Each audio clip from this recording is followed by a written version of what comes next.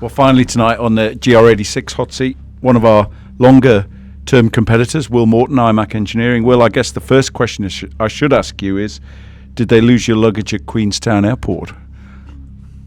I'll say yes because it sounds better, but yeah, I promise this isn't a normal part of my wardrobe. As I said to you when I walked in, the shorts were blue when I put them on this morning in my head in the pitch blackness of the room.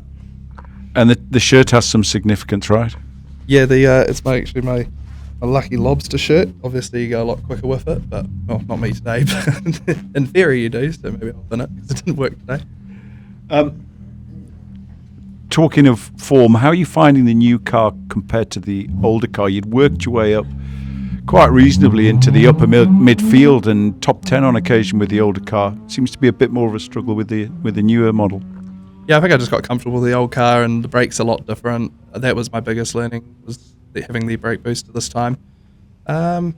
It's just a really good field of drivers as well, and everyone's had many years in go-karts mostly, but obviously a few exceptions. But I think it's just a great field of talent, really, and it's now to now over the whole field. That's so crazy when you think it's 26 cars like that. Yeah, that is true. And when we look at your teammate Hugo, who has had to put in some immense race performances to make up for a lowly qualifying shot. What are you learning anything off Hugo? He's a hard racer.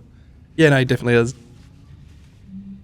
Yeah, he's got a little bit more experience with sim stuff, and I don't do any of that, but he just has the touch, I think. He's just great.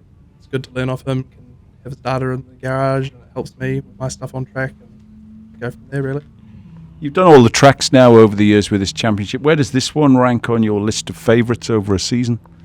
Oh, it's a great track and super cool to drive around. It's definitely, in my head, the best to drive around. Probably not the best to race on, but as far as just driving around and having a look, it's great. And it's nice and technical too, and a bit more camber than a lot of the other tracks, which I really like. First question, is Mark Mallard selling these shirts? No. Anyway. You'd think so. You'd think, you yeah. would think He's got so, a collection. Yeah, he would.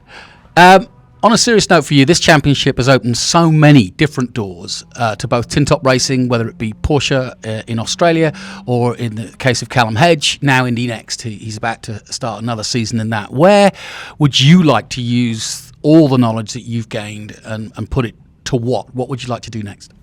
I think ideally GT4 would be a great stepping stone, then maybe into a GT3 car, but it's fun doing this, and this is a well-run championship amongst the drivers and stuff. Obviously, there's been a few calamities, but this is probably the best category run in New Zealand, I think. So it's good to be a part of it.